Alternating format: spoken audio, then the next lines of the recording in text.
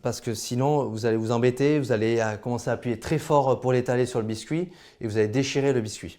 Ici, je vais récupérer un peu d'imbibation, donc l'imbibation cacao. Voilà, le fait qu'elle soit colorée, ça va nous permettre de bien voir si je suis régulier, d'en mettre bien partout. Ça va bien se diffuser dans tout le biscuit. Là, je vais récupérer maintenant ma pâte à tartiner. Voilà, pâte à tartiner que je vais pouvoir même mettre à même dessus maintenant. Voilà, ici aussi un peu. Voilà, je l'étale.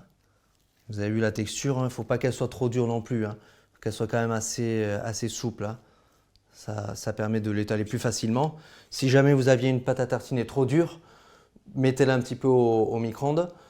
Parce que sinon, vous allez vous embêter, vous allez commencer à appuyer très fort pour l'étaler sur le biscuit et vous allez déchirer le biscuit. Donc là, voilà. Là maintenant, j'ai fini d'étaler. On va étaler de façon encore plus régulière à l'aide d'une règle. Voilà, ici. Et je vais pouvoir rouler la bûche. Donc je récupère ici.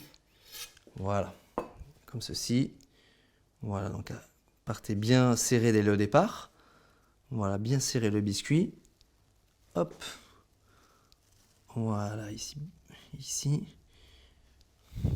Voilà. Donc ensuite, on y va. Hop, quand ça colle, c'est pas bien grave. On met un petit peu de sucre glace dessus, sur la bûche, vous voyez. Comme ça reprend, ça enlève un petit peu l'humidité.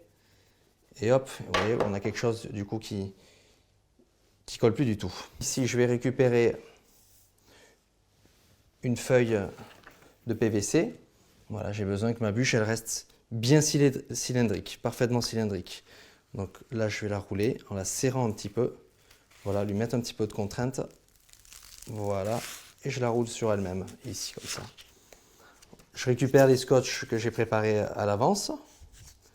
Voilà, hop, ici. Voilà. Voilà, donc ma bûche maintenant, elle est terminée, voilà, roulée. Donc je vais la mettre, vous voyez la dernière clé, donc la clé ici, la fermeture du biscuit, je vais la mettre vers le bas comme ça, pour histoire de bien appuyer sur la dernière fermeture, qu'elle n'ait pas tendance à se réouvrir après par la suite. Donc voilà, là comme ça, et je vais pouvoir aller la mettre au frigo pendant environ 1 heure maintenant, le temps que prenne bien le froid.